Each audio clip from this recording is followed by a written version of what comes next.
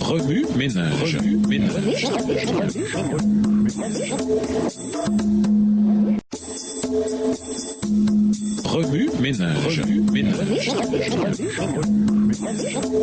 Bienvenue dans votre émission Remue ménage. Nous voilà à la leçon de mercredi. Faites confiance à Dieu. Lisons Amos 3, le verset 7. Amos 3, verset 7. Ainsi, le Seigneur l'Éternel n'accomplit rien sans avoir d'abord révélé ses plans à ses serviteurs les prophètes. Nous vivons à une époque de grande connaissance et cependant, il y a encore beaucoup de peur. Beaucoup, même parmi les chrétiens, ne comprennent pas ce que Dieu fait dans les coulisses. Quand la catastrophe se produit, les gens courent vers Dieu et demandent pourquoi. Les 7 trompettes racontent en détail certains des jours les plus sombres de l'histoire de la terre. Cependant, dans ces temps de la fin, Dieu est toujours à l'œuvre. Le roi est sur le trône. Bientôt, la 7e trompette sonnera et Dieu nous prendra pour que nous vivions éternellement avec lui. Mais avant cette réunion céleste, comment pouvons-nous apprendre à faire confiance à Dieu, surtout avec toute la terreur qu'inspirent les 7 trompettes? Premièrement, faisons de Dieu la personne la plus importante de notre vie. Pour vivre à l'époque des 7 trompettes, nous devons faire de Dieu notre priorité numéro 1. Cela commence le matin, dès notre réveil. Remercions Dieu de nous avoir gardés, demandons-lui de nous guider et accomplissons notre journée avec sa parole dans notre cœur. À cet égard, l'étude de la Bible et la prière sont importantes. Deuxièmement, suivons les événements du monde à travers le regard de Dieu. Partout dans le monde, les médias proclament la dernière crise, qu'il s'agisse d'une autre guerre au Moyen-Orient, d'une fusillade dans une école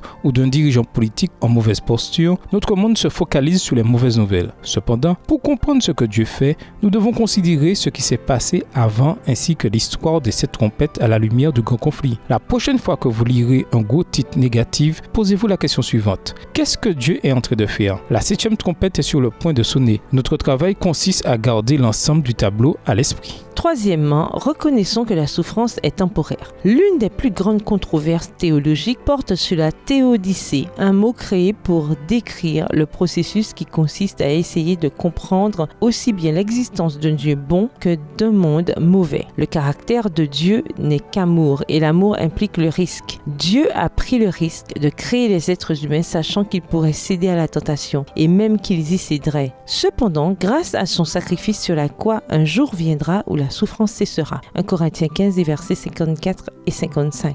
L'histoire des 7 trompettes n'est pas la fin, mais la continuité de l'amour de Dieu à l'œuvre tout au long de l'histoire de l'humanité. Partagez donc l'histoire et l'histoire de Dieu. Avez-vous des amis qui s'inquiètent en voyant les mauvaises choses qui se produisent autour d'eux? Prenez un moment pour leur parler de ce que Dieu a fait dans votre vie personnellement, de ce qu'il fait dans la leur et de ce qu'il a fait dans l'histoire. Encouragez vos amis à croire qu'à la fin, la 7e trompette sonnera et Dieu rétablira toutes choses. Remue ménage, de quelle façon pratique peut-on voir les événements du monde à travers les yeux de Dieu? Comment partageriez-vous avec un ami votre réponse à la question « Pourquoi Dieu permet-il la souffrance ?» Au revoir. Et à demain si Dieu veut.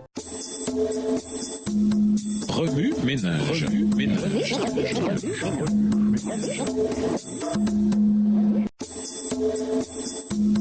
Remue ménage.